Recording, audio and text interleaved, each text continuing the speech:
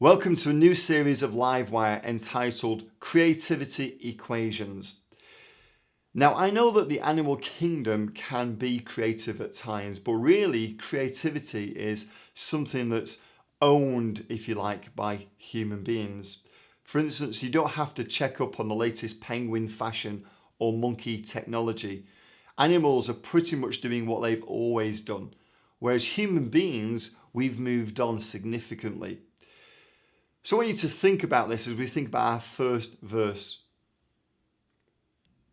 Genesis 1 verse 27 says, "So God created mankind in his own image. In the image of God he created them. Male and female he created them."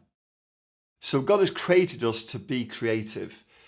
And the fact of the matter is that this is taking us incredible places. I've been doing some research, and right now most of us have a desktop computer with the brain power of a grasshopper, but in 2020 it's likely we'll have access to computers with the brain power of a human being. They'll be able to talk back to us, they'll be able to question whether what we're planning on doing is the best thing that we could do. Some of the more fascinating things are neural implants or neural implants. So in the past, when you had an exam, you had to study and learn. In the future, you'll just be able to go out and buy some RAM. It'll be put into your brain and you'll just have access to that knowledge. You want to go to France? Don't bother learning French. Get a neural implant and you'll know French. Want to learn guitar? Why? You'll be able to know the guitar. Now that sounds ridiculous to us. If you're in your 20s, that sounds just far-fetched. But the fact of the matter is, when I was in my 20s, if somebody had explained to me an iPad or the ability to send information wirelessly, I'd have thought they were just living in a fantasy land. The fact is, we imagine things, then we have the inclination to make them happen, and that's what leads to innovation. So what will the result of all this be?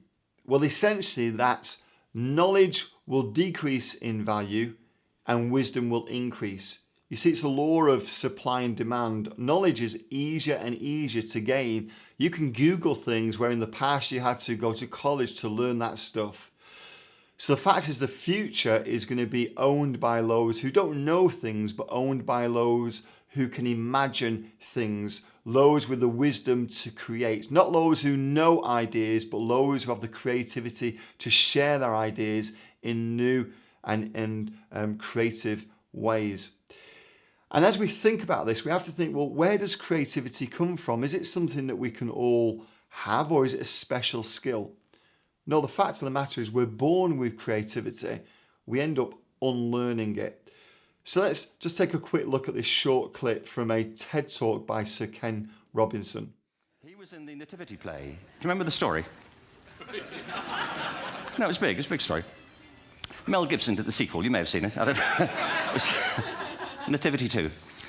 But James got the part of Joseph, which we were thrilled about. We consider this to be one of the lead parts. We had the place crammed full of agents and T-shirts. James Robinson is Joseph. He didn't have to speak, but do you know the bit where the three kings come in? They come in bearing gifts, and they bring gold, frankincense, and myrrh. This really happened. We're sitting there, and they, I think, just went out of sequence. Because we talked to the little boy afterwards and said, are you okay with that? And they said, yeah, why was that wrong? They just switched. I think that was it. Anyway, the three boys came in, little 4-year-olds with tea towels on their heads, and they put these boxes down. The first boy said, "I bring you gold." And the second boy said, "I bring you myrrh." And the third boy said, "Frank sent this."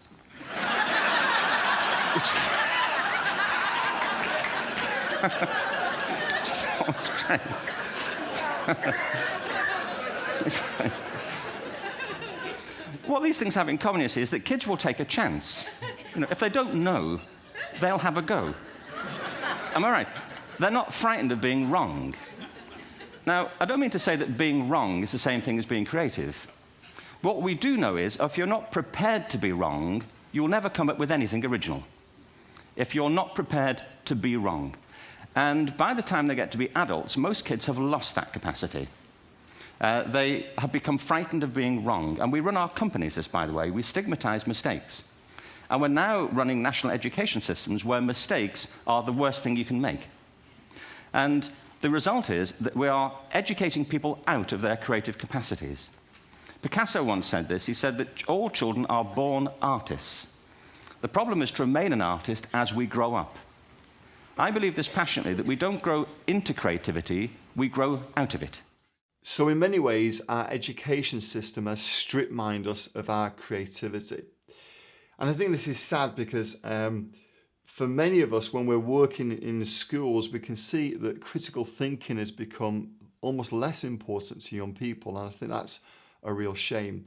So what I've been trying to do is, through coming up with equations, helping, if you like, to kickstart our creativity again. When I lived in Manchester, we lived on a hill and we often had cars that were a little bit run down. You know, in Manchester, it can be quite damp and cold. So you would park your car overnight and the next morning it just wouldn't start. So we would have to jump start it. We would park it in such a way that in the morning we could take the lock off and just walk or kind of run down the hill, pushing the car. It would just start going, put our feet on the clutch, lift our clutch and jump start the car. Once we jump started the car, it was fine for the rest of the day. And what I'm hoping to do is kind of use equations to help jumpstart our creativity, to get us going and get that creative skill and those juices flowing again.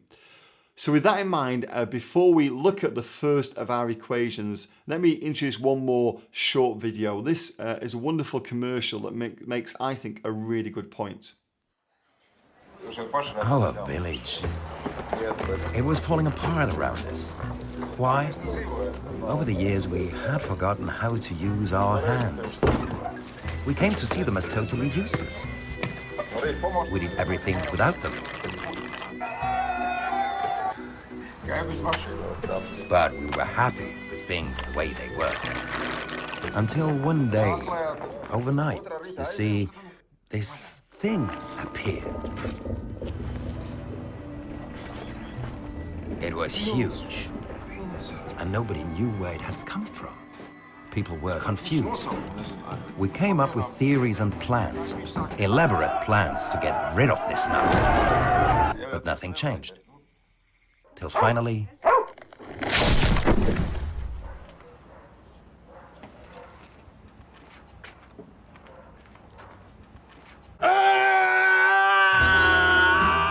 And there you have it. The hands of everybody in the village came to life all at once.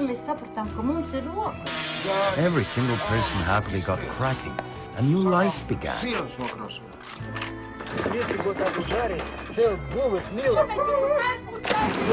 In the end, it doesn't matter where this nut came from. We learned something. You just have to get started.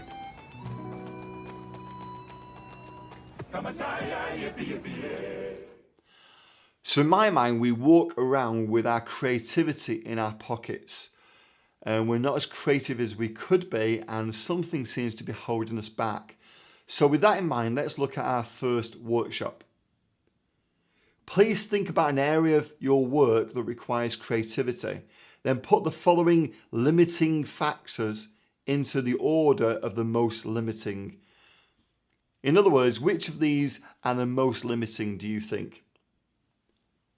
A lack of resources, rules, inexperience, structures, or traditional ideas. Let me say that one more time for those listening on the podcast. Lack of resources, rules, inexperience, structures, or traditional ideas.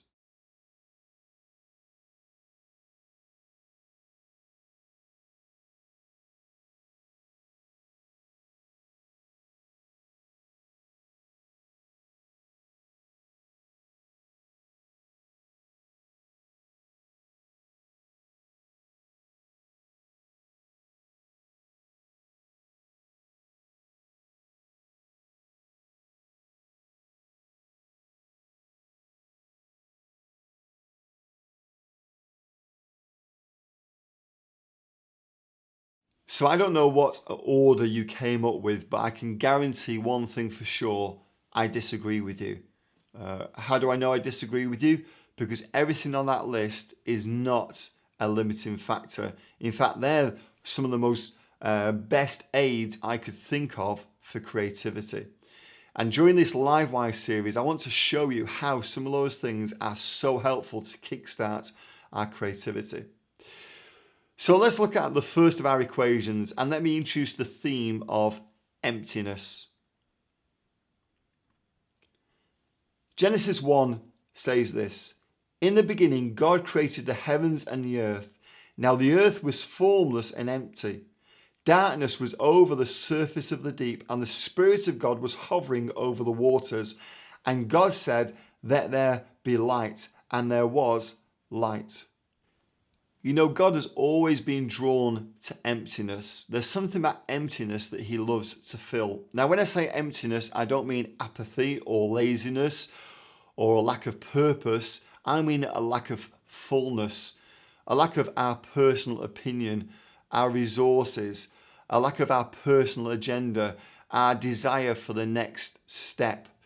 What I've learned, even in counselling and helping people and teaching people, is that sometimes you have to let people just talk themselves out. Sometimes people have so many things on their mind when they're telling you a problem. If you give them an answer too quickly, they're not going to hear it because they've got more things they want to tell you. And sometimes you just have to kind of sit there and wait for them to become empty before they can receive something. A lack of resources is in no way a problem for creativity. In fact, a lack of resources is sometimes exactly what we need. So what is the biggest hindrance to creativity? I don't think it's a lack of resource. I think it's a lack of fullness. Pace started in 1992 in a small church that had a very, very small budget. In fact, I didn't even have a budget to do what I did. And that led to some great things, you know, because we didn't have the money to buy buildings. We had the idea of placing our apprentices in families because we couldn't attract, or we didn't know or have contact with very wealthy people. We were able to come up with some new ideas to resource what we did, and we came up with an economic model that's incredible. And I think actually, I wonder if Pays would have been able to start in a mega church. There are so many resources. Maybe we would have never had the necessity for the kind of creativity we've had. I've just returned from a large church in a different part of the States that's been adopting our ideas for mission and discipleship and Bible study. And I think really that it's been the necessity that's driven us to these new ideas that they would say are fresh and new. So with that in mind, let me show you a video of a lady called Janet. Janet is a woman who has become famous for a new kind of structure, a new kind of sculpture. And as you watch her story, I want you to jot down the things that she did not have that led her to her creativity. This story is about taking imagination seriously. 14 years ago, I first encountered this ordinary material, fishnet, used the same way for centuries. Today, I'm using it to create permanent, billowing, voluptuous forms, the scale of hard-edged buildings in cities around the world. I was an unlikely person to be doing this. I never studied sculpture, engineering, or architecture. In fact, after college, I applied to 7 art schools and was rejected by all 7. I went off on my own to become an artist, and I painted for 10 years when I was offered a Fulbright to India. Promising to give exhibitions of paintings, I shipped my paints and arrived in Mahabalipuram. The deadline for the show arrived. My paints didn't. I had to do something. This fishing village was famous for sculpture, so I tried bronze casting. But to make large forms was too heavy and expensive. I went for a walk on the beach, watching the fishermen bundle their nets into mounds on the sand. I'd seen it every day, but this time I saw it differently. A new approach to sculpture, a way to make volumetric form without heavy, solid materials. My first satisfying sculpture was made in collaboration with these fishermen. It's a self-portrait titled "Wide Hips." We hoisted them on poles to photograph. I discovered their soft surfaces revealed every ripple of wind in constantly changing patterns. I was mesmerized. I continued studying craft traditions and collaborating with artisans, next in Lithuania with lace makers. I liked the fine detail it gave my work, but I wanted to make them larger, to shift from being an object you look at to something you could get lost in. Returning to India to work with those fishermen, we made a net of 1.5 million hand-tied knots. Installed briefly in Madrid, thousands of people saw it, and one of them was the urbanist Manuel Sola Morales, who was redesigning the waterfront in Porto, Portugal. He asked if I could build this as a permanent piece for the city. I didn't know if I could do that and preserve my art. Durable, engineered, permanent, those are in opposition to idiosyncratic, delicate, and ephemeral. For 2 years, I searched for a fiber that could survive ultraviolet rays, salt air, pollution, and at the same time remain soft enough to move fluidly in the wind. We needed something to hold the net up out there in the middle of the traffic circle. So we raised this 45,000-pound steel ring. We had to engineer it to move gracefully in an average breeze and survive in hurricane winds. But there was no engineering software to model something porous and moving. I found a brilliant aeronautical engineer who designed sails for America's Cup racing yachts named Peter Heppel. He helped me tackle the twin challenges of precise shape and gentle movement. I couldn't build this the way I knew because hand-tied knots weren't going to withstand a hurricane. So I developed a relationship with an industrial fishnet factory, learned the variables of their machines, and figured out a way to make lace with them. There was no language to translate this ancient, idiosyncratic handcraft into something machine operators could produce. So we had to create one. 3 years and 2 children later, we raised this 50,000 square foot lace net. It was hard to believe that what I had imagined was now built, permanent, and had lost nothing in translation.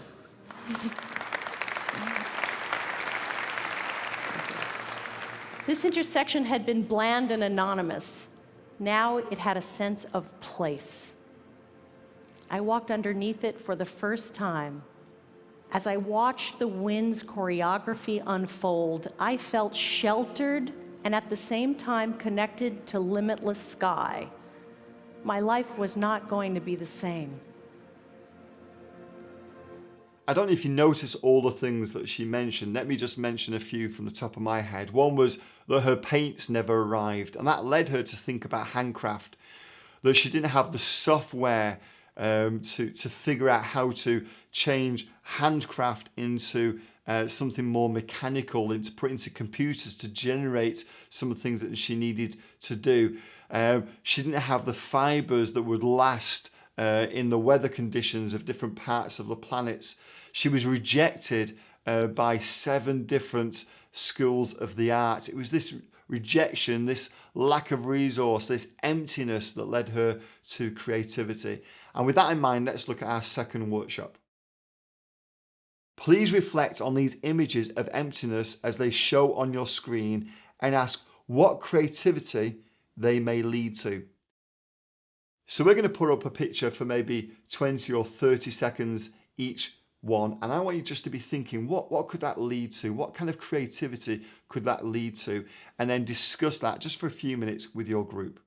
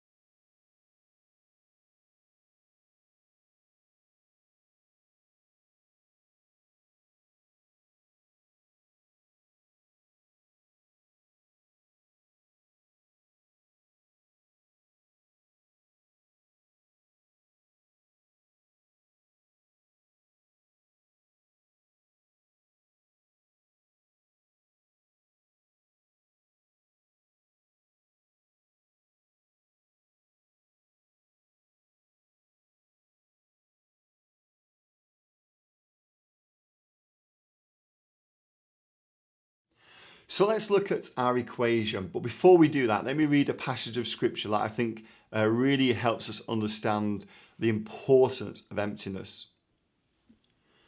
The wife of a man from the company of the prophets cried out to Elisha, "Your servant, my husband, is dead, and you know that he revered the Lord. But now his creditors are coming to take my 2 boys as their slaves." Elisha replied to her, "How can I help you? Tell me, what do you have in your house?" "The servant has nothing there at all," she said, "except a small jar of olive oil." Elisha said, "Go round and ask all your neighbours for empty jars. Don't ask for just a few. Then go inside and shut the door behind you and your sons. Pour oil into the jars. As each is filled, put it to one side." She left him and shut the door behind her and her sons. They brought the jars to her and she kept pouring. When all the jars were full, she said to her son, "Bring me another one." But he replied, "There is not a jar left." Then the oil stopped flowing. She went and told the man of God, and he said, "Go sell the oil and pay your debts. You and your sons can live on what is left."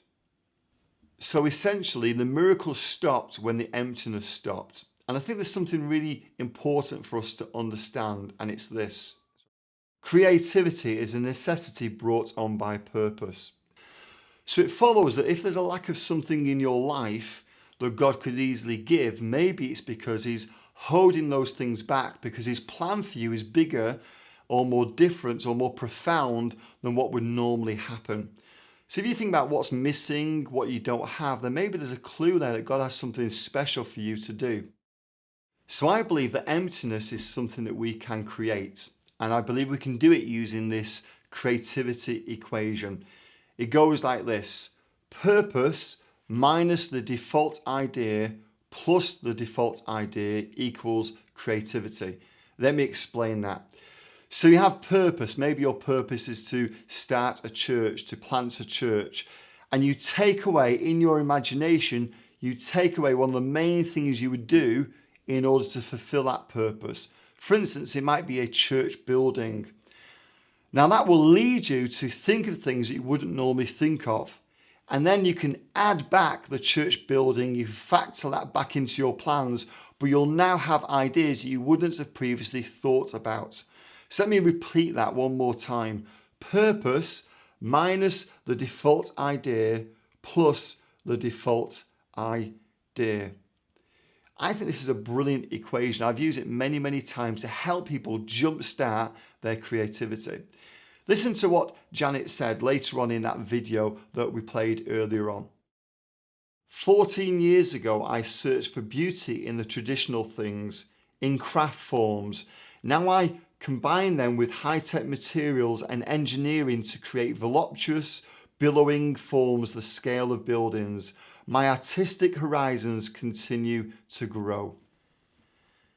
Because of emptiness, because it all started for her with the fact that her paints didn't arrive. Here was a woman who would have probably been a fairly average artist, but in fact she became world famous and created a new form of art. So what about you? Maybe God's purpose for you is greater than you think, and maybe that's why there can be emptiness in our lives. Maybe why I was saved and brought up spiritually, if you like, in a church with little resources, because God had a bigger plan for me than I imagined. With that in mind, let's look at our final workshop. Please think about that area of your work that requires creativity and empty it using my creativity equation. First, identify the purpose of your work, then take away your default way of doing that. See what ideas that exercise jumpstarts in you, and then add back in your default idea and see which of the new ideas you still want to keep. So that equation one more time. Purpose minus the default way of doing things, added back in the default way of doing things, equals creativity. It's a way of jumpstarting what you actually already have in you. Hopefully this has been helpful to you. I look forward to talking to you next time about another creation and creativity equation.